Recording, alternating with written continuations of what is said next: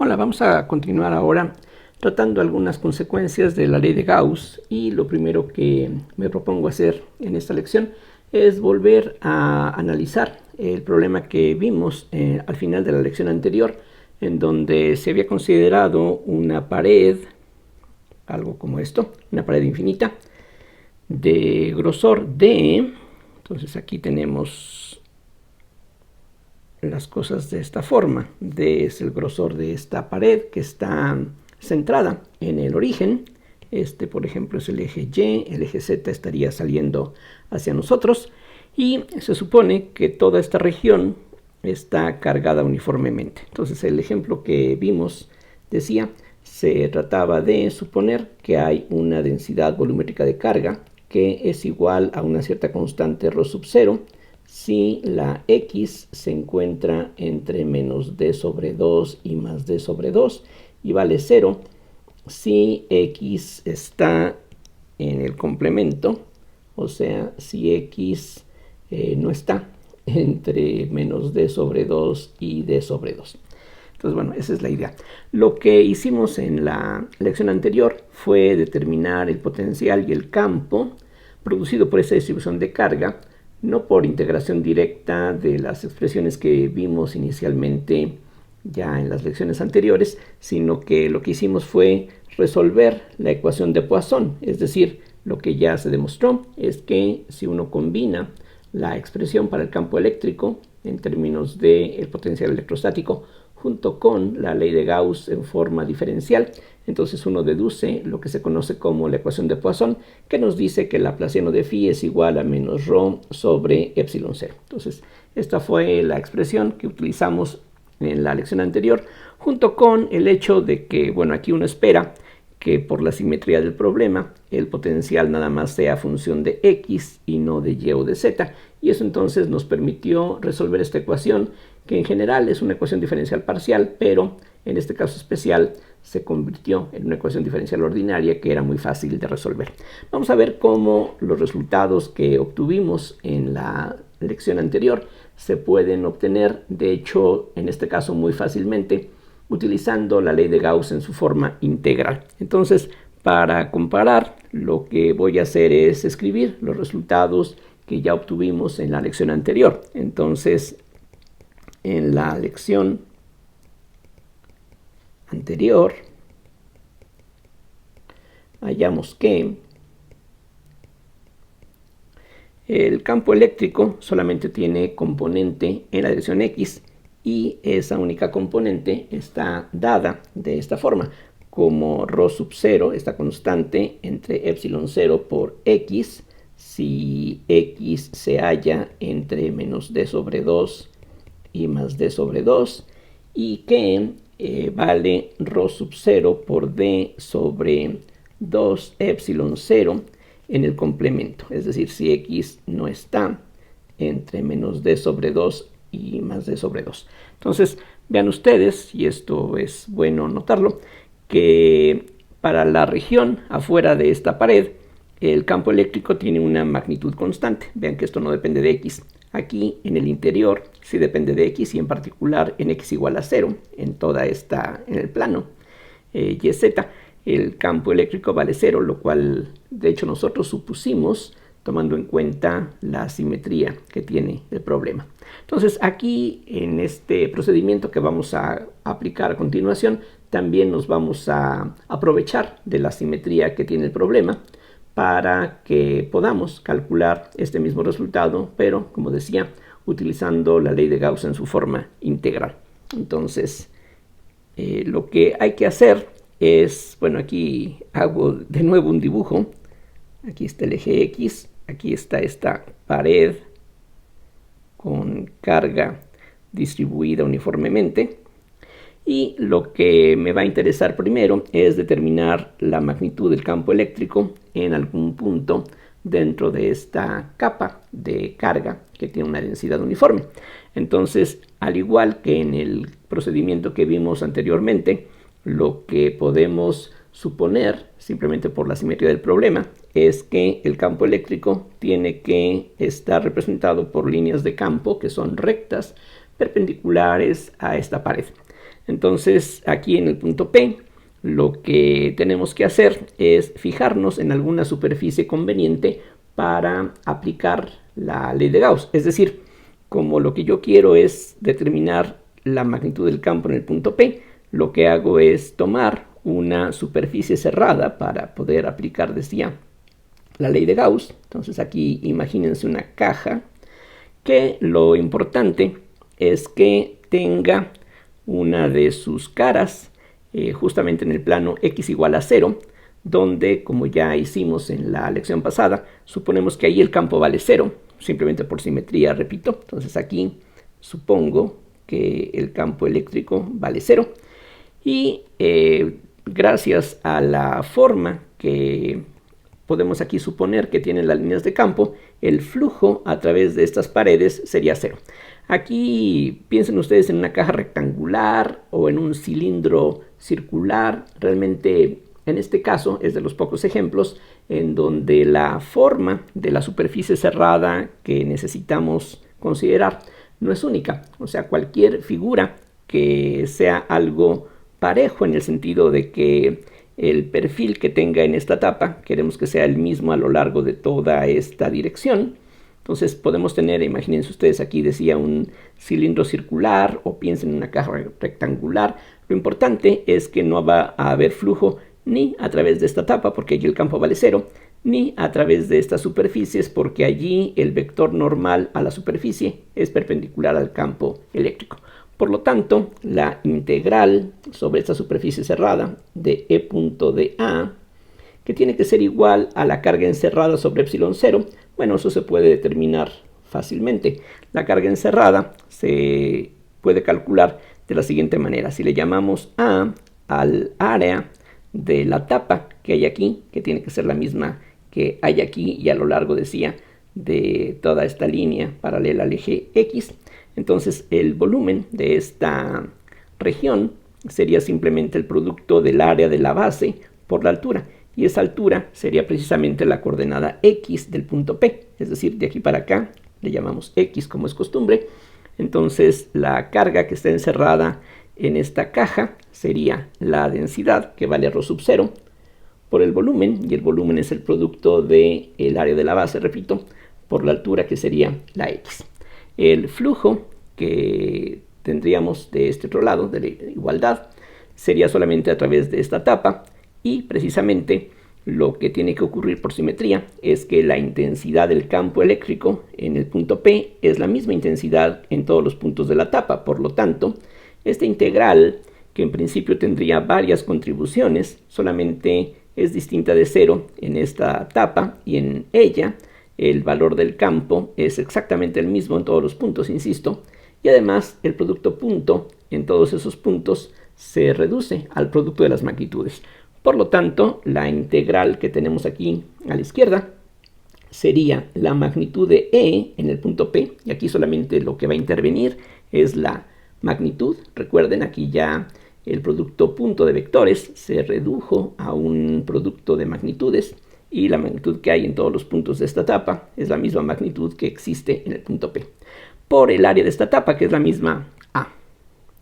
Y de ahí entonces se deduce que la magnitud del campo eléctrico en el punto P, cancelando la A, tiene que ser ρ sub 0 por X entre epsilon 0, y claramente eso coincide con lo que teníamos aquí y que se obtuvo en la lección anterior, ciertamente por un procedimiento más laborioso que lo que aquí tuvimos que emplear.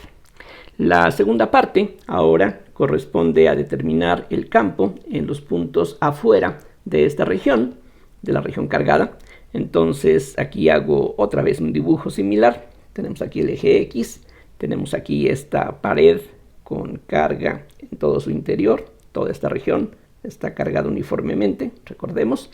Pero ahora lo que yo quiero saber es cuánto vale la magnitud del campo eléctrico en un punto afuera de esta capa de carga. De nuevo, lo que me interesa es la magnitud, porque la dirección ya la hemos supuesto, igual que antes, igual que en la lección anterior. Estamos suponiendo que es perpendicular a este plano infinito.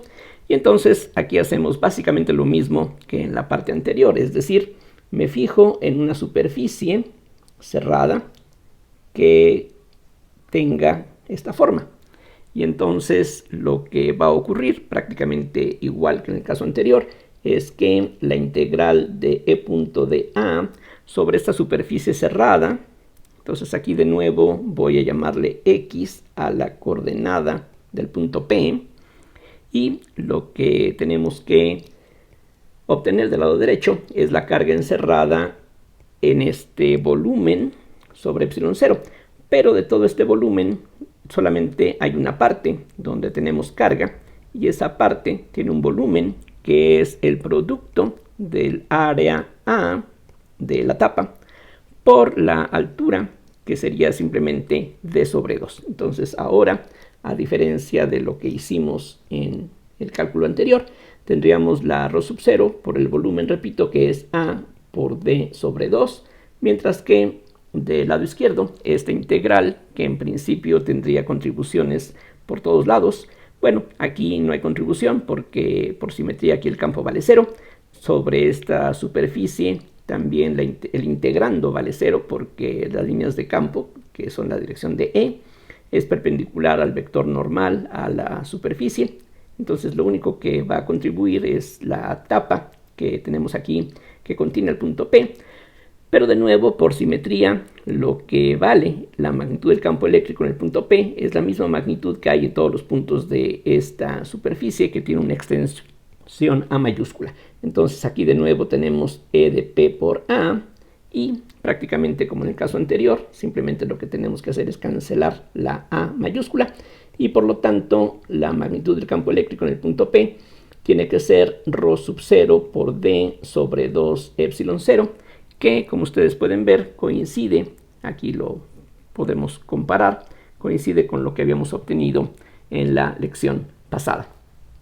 Una vez que hemos determinado la magnitud del campo, la dirección ya la habíamos supuesto, podemos hallar la expresión para el potencial, que ya en la lección pasada fue lo primero que habíamos calculado, y allí la complicación que aparece es que necesitamos ajustar las constantes que aparecen en la expresión para el potencial. Recuerden, el campo eléctrico, la E, es menos el gradiente del potencial, pero eso deja una constante indeterminada, ya que el gradiente de cualquier constante vale 0.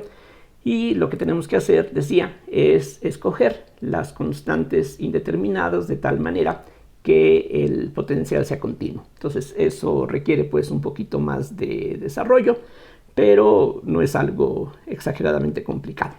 Vamos a ver otro ejemplo, más o menos de lo que típicamente uno encuentra en los textos para pues practicar con los resultados que aquí hemos estado hallando. El ejemplo que sigue va a referirse a algo muy similar a lo que acabamos de tratar, es decir, voy a suponer que tenemos una región contenida entre dos esferas. Esas esferas van a tener radios A minúscula y B minúscula, y vamos a suponer que la región entre estas dos superficies esféricas está cargada uniformemente. De hecho, no es muchísimo más complicado el suponer que la densidad pudiera depender de la distancia al centro común de estas dos esferas. Pero aquí, para hacer las cosas simples desde un principio, vamos a pensar que tenemos una densidad constante.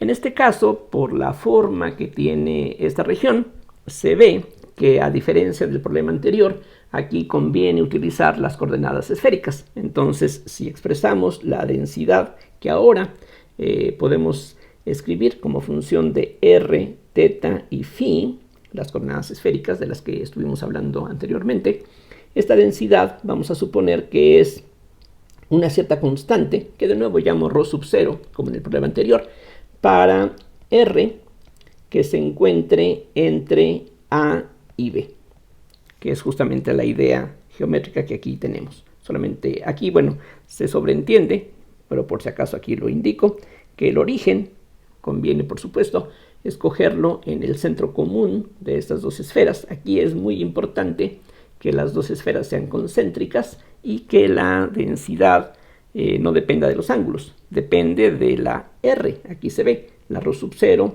es esta constante para valores de R entre A y B, vale 0 de otra manera, entonces 0 si R no está entre A y B, pero aquí de nuevo es crucial que estemos pensando que haya simetría esférica. Gracias a eso, pues podríamos utilizar directamente la ley de Gauss en forma integral, como acabamos de verlo, o para hacer las cosas un poquito más interesantes, vamos a utilizar nuevamente la ecuación de Poisson. El método basado en la aplicación de la ley de Gauss en forma integral, eso debe de ser conocido para ustedes. De hecho, en los libros elementales de electromagnetismo se tratan ejemplos de esta clase justamente. Así es de que lo que puede ser un poquito más novedoso tiene que ver con la solución de la ecuación de Poisson. No es para problemas como este el método más recomendable. Hay otras formas mucho más simples de tratar este problema, pero como no es algo exageradamente complicado, pues es conveniente tratar el problema de esta forma, simplemente para irnos acostumbrando a resolver la ecuación de Poisson, lo cual va a ser prácticamente algo indispensable en los ejemplos que vamos a ver ya próximamente.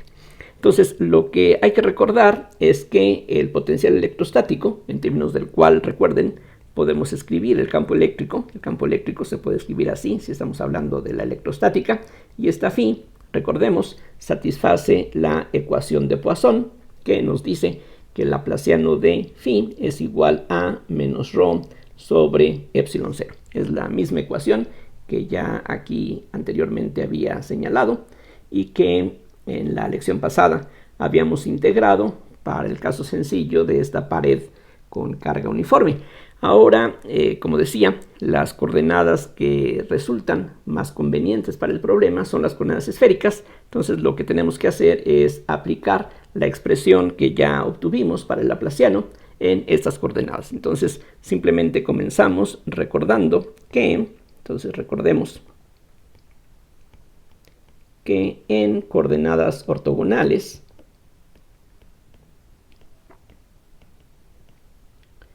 que en forma genérica hemos llamado Q1, Q2, Q3.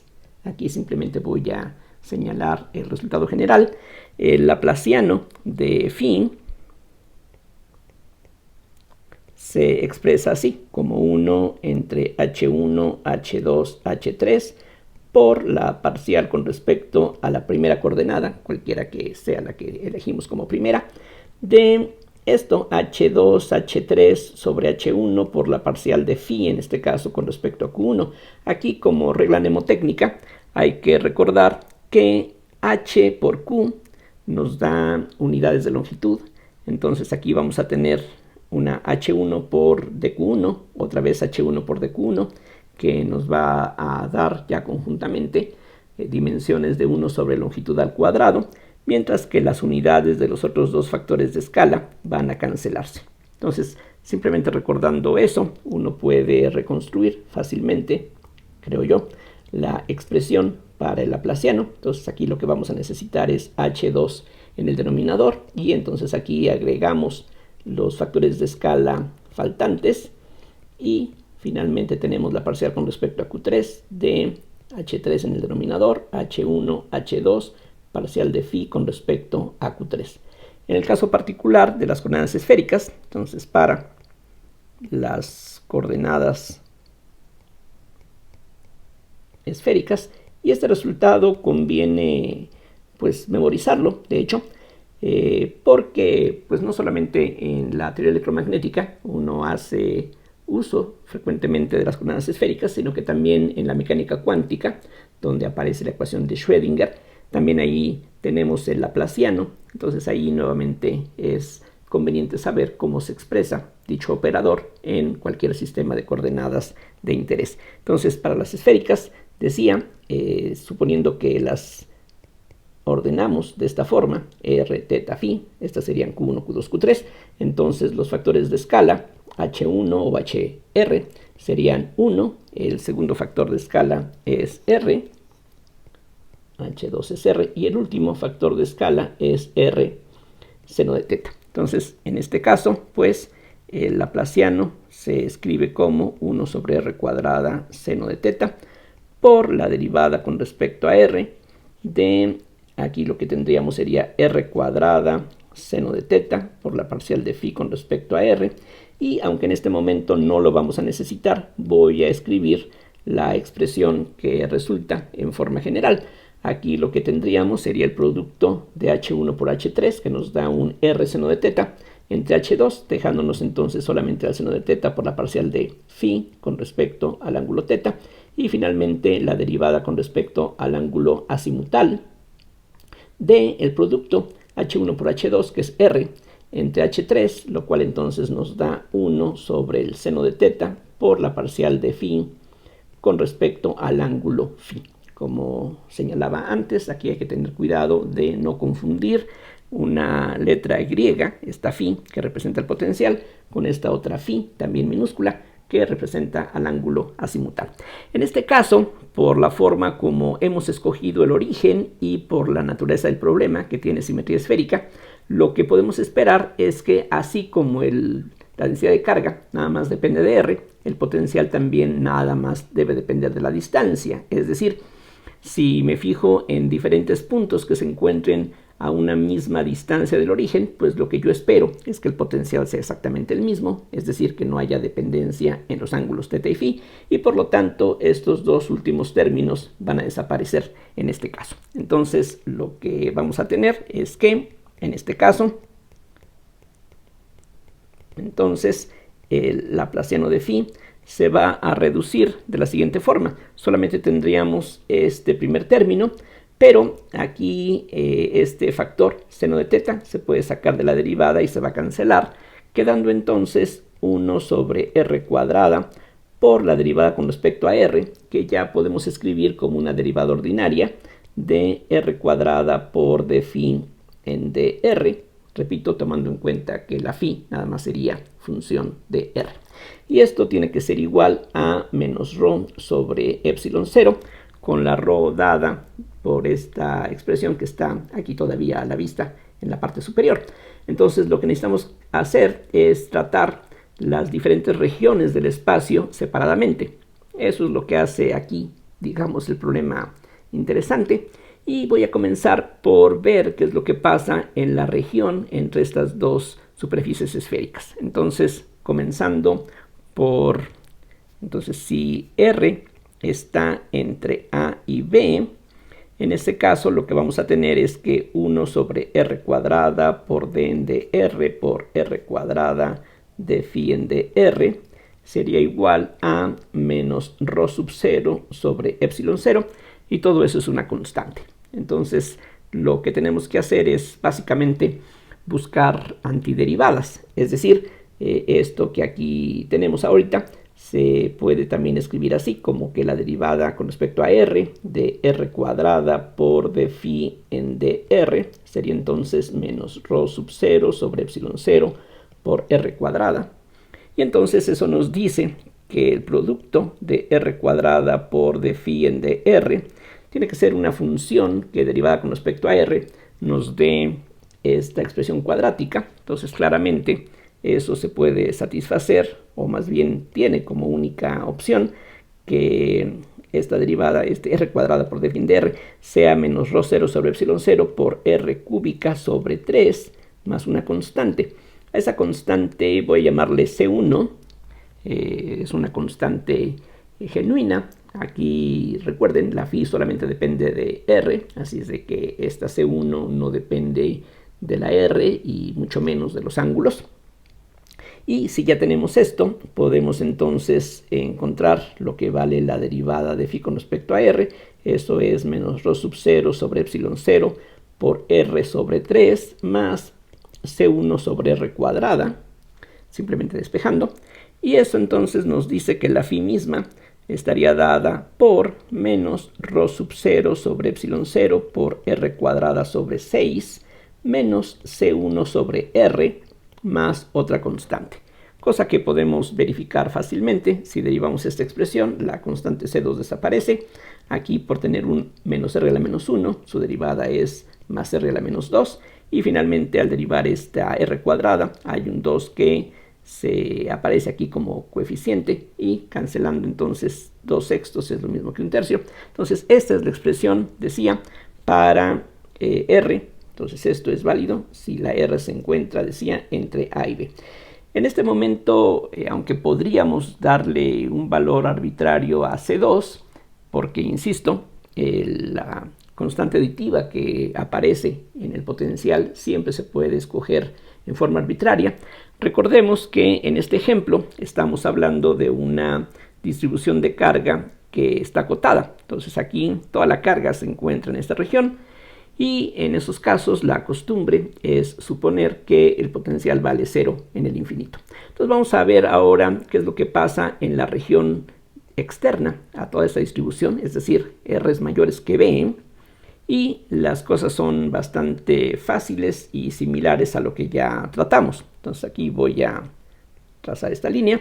Entonces ahora, si supongamos r es mayor que b, lo que vamos a tener es que 1 sobre r cuadrada de n de r por r cuadrada de phi n de r, que tiene que ser igual, aquí comparemos, con menos ρ sobre epsilon 0. Bueno, para r mayores que b, eso es 0, entonces lo que nos queda es simplemente 0. Y no tiene caso repetir todos los pasos que ya hicimos en el cálculo anterior. Simplemente todo lo que necesitamos es sustituir la constante menos ρ sub 0 sobre epsilon 0 por un 0 en todo lo que hicimos previamente. Entonces aquí de inmediato se puede ver que la phi sería prácticamente lo que aquí tenemos, excepto por este término que ahora está sustituido por un 0. Entonces lo que vamos a tener es, digamos, menos C3 sobre R más C4. Es decir, simplemente quitando esta constante, vamos a tener dos constantes similares a las que aparecían previamente, pero que en principio pues no sabemos si tengan un valor relacionado con C1 y C2. Justamente eso es lo que vamos a determinar enseguida. Entonces, aquí recuerden, esta expresión es válida para r mayores que b. Si hacemos tender r a infinito, lo cual está dentro de esta región, este término desaparece. Entonces esta C4 es la que vamos a eliminar por definición. Vamos a suponer que el potencial tiende a 0 en el infinito. Entonces aquí lo recalco. Entonces esto es para que phi tienda a 0 en el infinito. Entonces ese es el resultado que tendríamos aquí. Ahora lo que podemos ya ir escribiendo es la condición de que exista continuidad en la frontera entre las dos regiones que hasta ahorita hemos considerado. Es decir, por ahora ya hemos hallado el potencial en esta región, fue lo primero que calculamos, y también ya tenemos el potencial en la región exterior. Entonces ahora simplemente vamos a pedir que esas dos funciones, esas dos expresiones que tenemos, se unan de una manera continua aquí en la frontera. Y entonces lo que eso nos da, de hecho podemos pedir no solamente que el potencial, sino que también su derivada sea continua en r igual a b. Entonces, para que phi y de phi en dr sean continuas en r igual a b, bueno, comienzo con la phi. Cuando en esta expresión tomamos el límite en el que la r tiende a b, lo que obtenemos es menos ρ sub 0 sobre epsilon 0 por b al cuadrado sobre 6 menos c1 sobre b más c2. Vean que eso es lo que se obtiene de aquí, haciendo tender la r a b. Y eso queremos que coincida con esta expresión, y allí lo que necesitamos es que esto pues se convierta en esta expresión. Esa es la condición de la continuidad de la phi. Si ahora nos fijamos en la derivada, no es difícil porque aquí en el paso anterior de hecho ya teníamos la derivada. Entonces si hacemos algo similar, hacemos tender la r a b, lo que se obtiene es que menos ρ sub 0 sobre 3 epsilon 0 por b más c1 sobre b cuadrada. Eso tiene que ser igual a la expresión que se obtiene de aquí al derivar, que es algo equivalente a esto cuando esta constante vale 0, pero en el lugar de la constante C1 aquí tenemos C3, en fin, por cualquier lado lo que uno obtiene es C3 sobre B cuadrada. Entonces esas son las condiciones que van a permitirnos reducir el número de constantes que aparecen en el problema por ahora. Entonces lo que continúa es un problema esencialmente algebraico y vamos a ver cuál es la solución de ese sistema hasta donde podemos avanzar. Vean ustedes que tenemos aquí tres constantes, C1, C2 y C3. Aquí solamente aparecen C1 y C3, pero tenemos solamente dos condiciones, así es de que no podemos esperar que todas se puedan determinar en este momento. Vamos a ver que precisamente es necesario agregar la información de lo que ocurre en la región con R menor que A, en el hueco que se encuentra adentro de estas dos esferas concéntricas, y una vez que tomemos en cuenta todas esas condiciones, vamos a ver cómo estas constantes se van a poder determinar finalmente. Algo que podemos hacer por ahora es tomar la primera de estas ecuaciones y dividirla entre b. Entonces de esta ecuación, aquí lo podemos ver, de aquí se obtiene al dividir entre b que menos rho sub 0 sobre epsilon 0 por b sobre 6 menos c1 sobre b cuadrada más c2 sobre b. Esto sería igual a menos c3 sobre b cuadrada. Nos conviene hacer esto porque precisamente esta combinación c3 sobre b cuadrada aquí aparece. Entonces el negativo de esto es lo que necesitamos, así es de que sustituyendo esta ecuación aquí, lo que uno obtiene es rho sub 0 sobre 3 epsilon 0 por b menos c1 sobre b cuadrada. Lo que podemos ver entonces es que este término se cancela, C1 de aquí no se va a poder determinar de esta ecuación, y lo que de aquí podemos ahora hallar es el valor de C2. Vean ustedes que tenemos la igualdad de esta expresión con esta otra. Olvidémonos por un momento de esta expresión que se encuentra aquí en medio. Entonces C2 entre B de aquí se puede hallar, y lo que se obtiene pasando este término al otro extremo es rho sub 0 por b sobre 6 epsilon 0 positivo, y a eso hay que sumarle rho sub 0 por b sobre 3 epsilon 0. Al hacer la suma que está aquí indicada, se obtiene rho sub 0 por b sobre 2 epsilon 0, y este resultado lo vamos aquí a conservar para combinarlo más adelante. Entonces lo que estamos aquí hallando es que la C2, por lo tanto, sería rho sub 0 por b cuadrada sobre 2 epsilon 0, y voy a marcar este resultado para que lo tengamos presente en lo que sigue.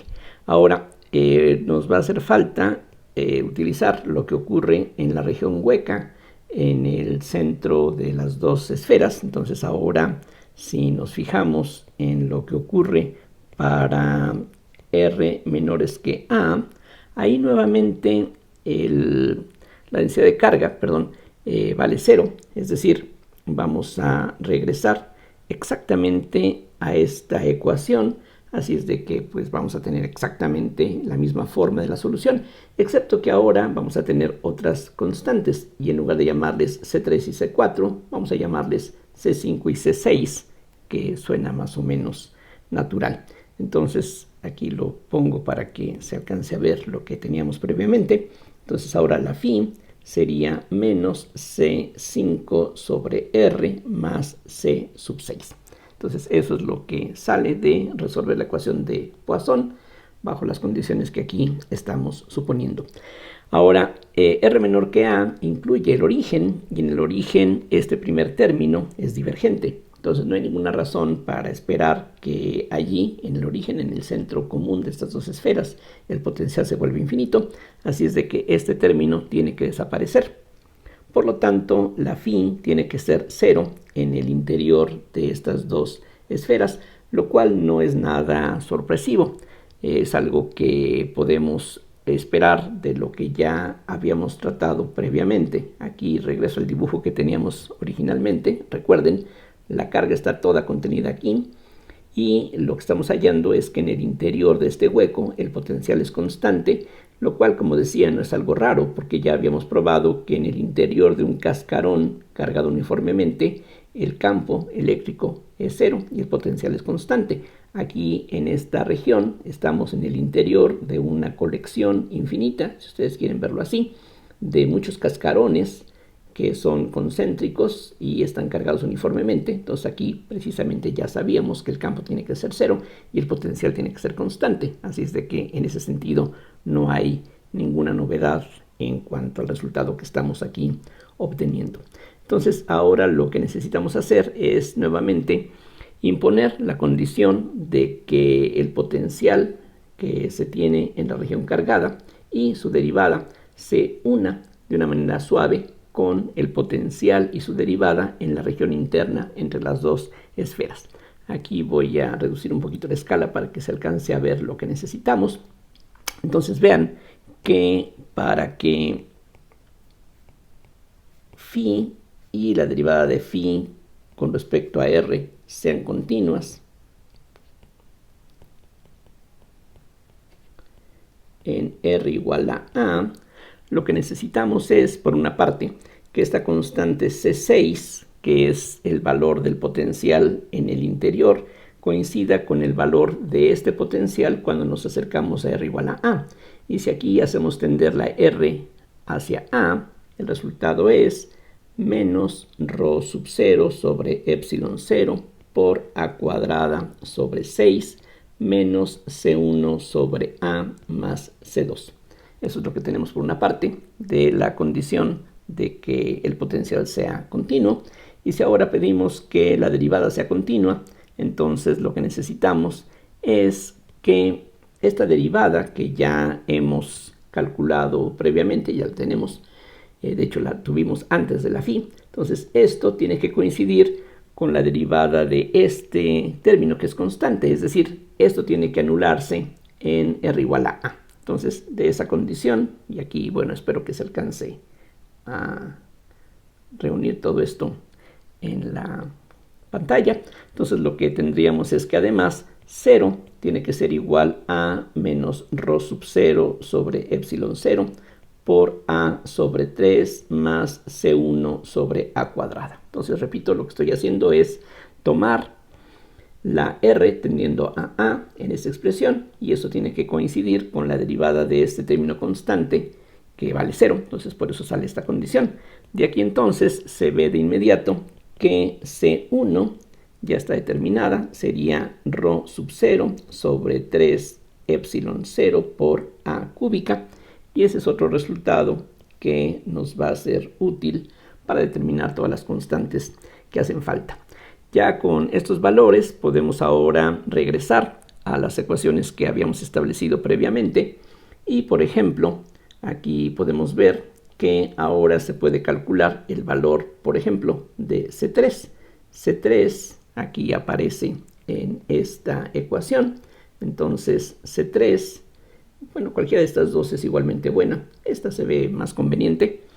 Entonces lo que hallamos es que C3 va a ser igual a b cuadrada, que multiplica a menos rho sub 0 sobre 3 epsilon 0 por b más C1 sobre b cuadrada, es decir, esto es menos rho sub 0 sobre 3 epsilon 0 por b cúbica más C1, pero sustituyendo el valor que ya encontramos para C1, esto nos da menos rho sub 0 sobre 3 epsilon 0 por b cúbica, que va a poderse factorizar, menos la a cúbica. Vean que precisamente este producto que aquí aparece equivale a la C1 que ya determinamos previamente. Entonces ese es el valor de C3, entonces aquí lo indico, esto es C3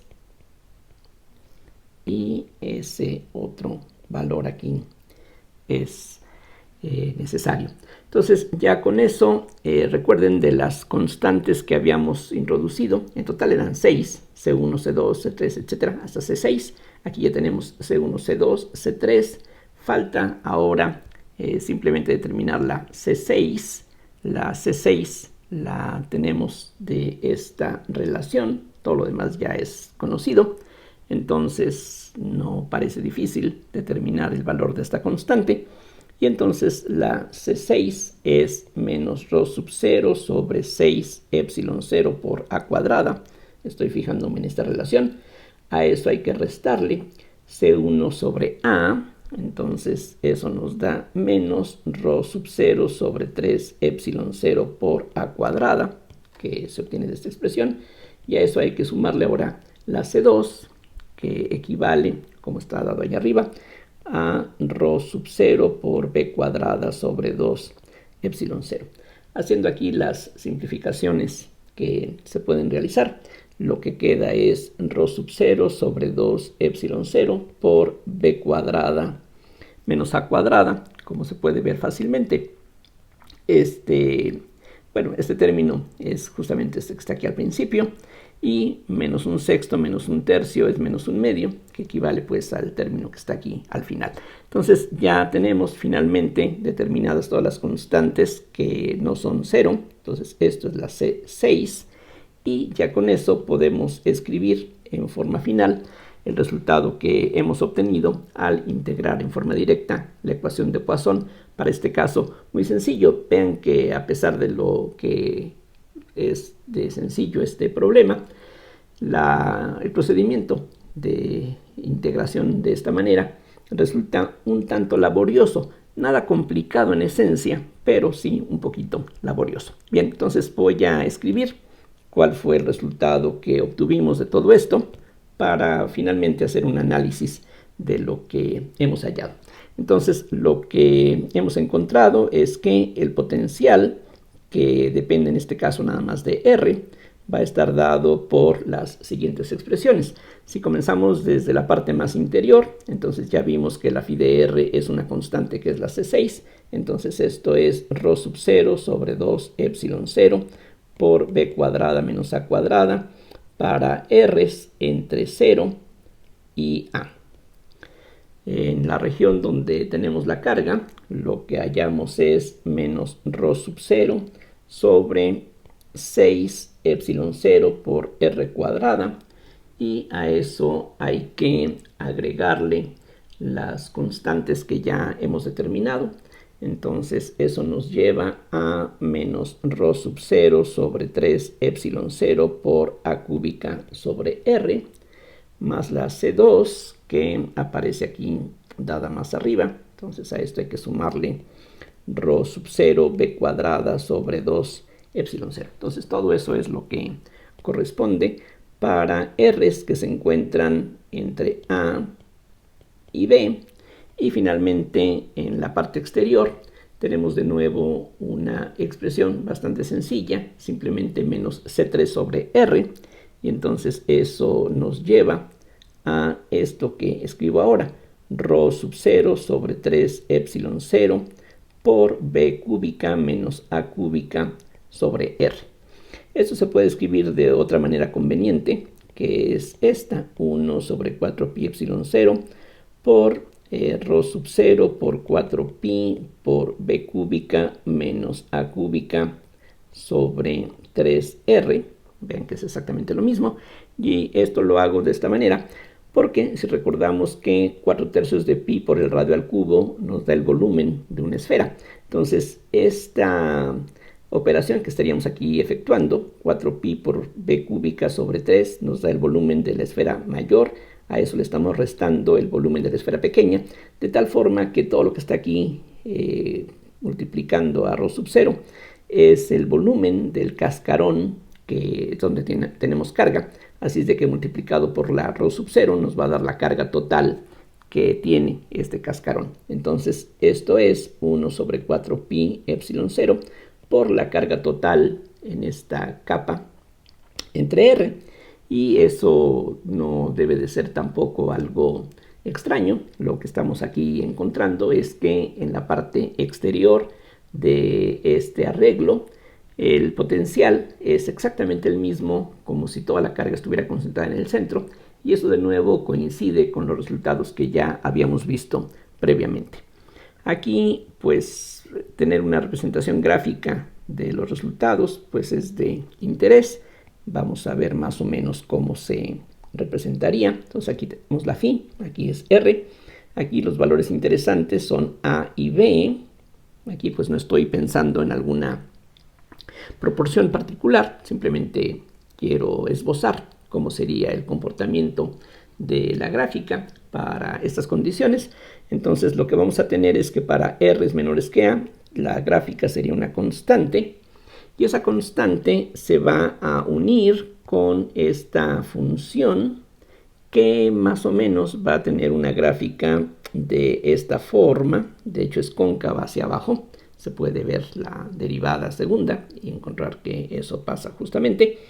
Y una vez que llegamos a R igual a B, esto se une suavemente con una función que tiende a 0 en el infinito, precisamente algo de la forma una constante sobre R. Entonces, bueno, quedó ahí un poquito feo quizá el dibujo, pero bueno, espero que la idea quede clara. Voy a remediar un poquito aquí la gráfica. Noten que justamente las condiciones que hemos impuesto es que tanto el potencial como su derivada sean continuas. Entonces aquí esta gráfica, que debiera ser una recta perfecta, pero bueno, espero que la idea quede clara. Esto se tiene que unir sin roturas y sin picos. Aquí tanto la función como la derivada es continua, entonces eso es lo que tendríamos pues para este ejemplo. El campo eléctrico, pues de aquí también se puede determinar fácilmente. De hecho, en este caso, recordando que el campo eléctrico es menos el gradiente de phi, entonces como tenemos la phi, se puede calcular el campo eléctrico, pero como la phi nada más depende de R, solamente nos va a interesar la parte radial del gradiente, y regresando a lo que vimos un par de lecciones atrás, en este caso este campo va a ser menos la parcial de phi con respecto a R por un vector unitario en la dirección radial. Ese vector unitario en ocasiones se expresa en los textos de esta manera, que es un poquito diferente a la notación que estábamos empleando previamente, pero pues quizá sea conveniente mencionar esta otra notación que es también bastante común. Entonces esto quiere decir pues que la componente radial del campo eléctrico es la única que vamos a tener, y esa componente pues es simplemente menos la derivada de la phi con respecto a R. Y si uno calcula las derivadas aquí necesarias, entonces lo que uno halla es que la componente radial del campo va a ser 0 para R entre 0 y A, que es lo que ya se había mencionado. Si ustedes derivan esta constante, vean que aquí no hay dependencia en R, el resultado es 0 dentro de este cascarón. Independientemente de qué grosor tenga, el campo va a ser exactamente 0. Para la región donde hay carga, lo que tendríamos que hacer es calcular la derivada de esta expresión y cambiarle el signo. Entonces eso claramente nos lleva a menos rho sub 0, perdón, más rho sub 0. Como decía, hay que cambiar el signo. Entonces tendríamos rho sub 0 sobre 3 epsilon 0 por R. Y del siguiente término vamos a tener por una parte un cambio de signo por este signo que aquí aparece, pero al derivar habría entonces un signo menos. Vamos a tener entonces menos rho sub 0 sobre 3 epsilon 0 por A cúbica sobre R cuadrada. Precisamente cuando la R vale A, entonces esto es para R's entre A y B. Entonces vean ustedes que decía, cuando la R vale A, entonces este cociente simplemente se reduce a una A, lo mismo que este, y el campo vale 0. Aquí el campo tiene que ser también una función continua, aunque su derivada no es continua. Ahorita lo vamos a ver para terminar este cálculo. Finalmente, en la parte exterior de toda la distribución, lo que vamos a tener es que el campo eléctrico es 1 sobre 4 pi epsilon 0 por Q sobre R cuadrada. Simplemente tomamos esta expresión le calculamos la derivada, cambiamos de signo, ese es el resultado, y esto es lo que tendríamos para r mayores o iguales que b.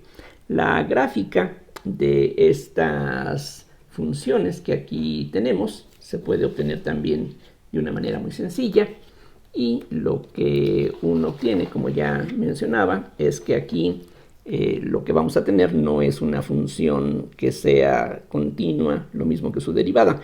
Si ahora aquí graficamos la componente radial, que es una función de valores reales, como función de r, aquí está a, aquí está b.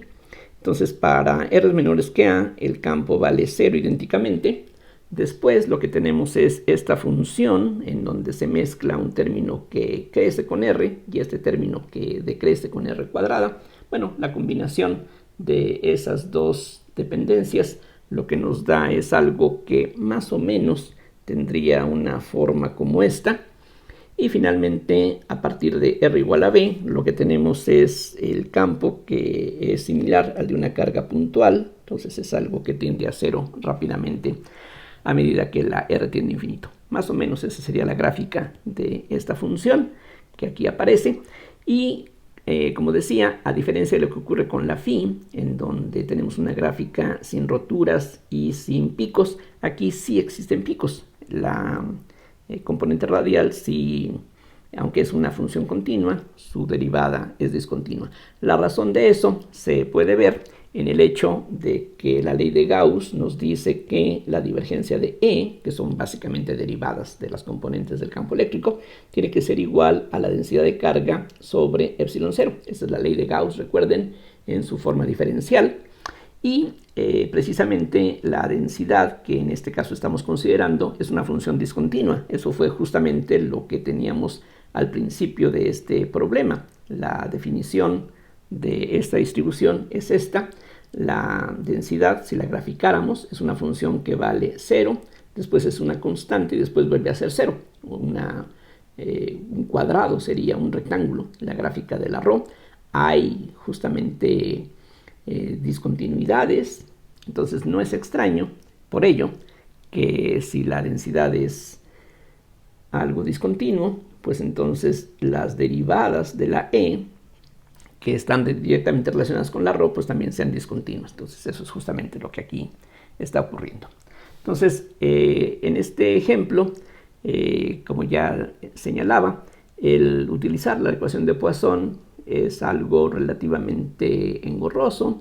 Es mucho más fácil directamente utilizar la ley de Gauss en forma integral, pero el hacerlo de esta manera como aquí hemos visto, pues es algo que nos va a ayudar a entender más claramente lo que vamos a hacer en los ejemplos posteriores, en donde ya la forma integral de la ley de Gauss no nos va a ser útil, sino que vamos a tener que recurrir a la ecuación de Poisson para determinar el potencial o el campo producido por las distribuciones de carga que en este caso vamos a estar considerando. Entonces, con esto quiero terminar esta lección. Espero que todo lo anterior resulte suficientemente claro. Gracias por su atención y hasta la próxima.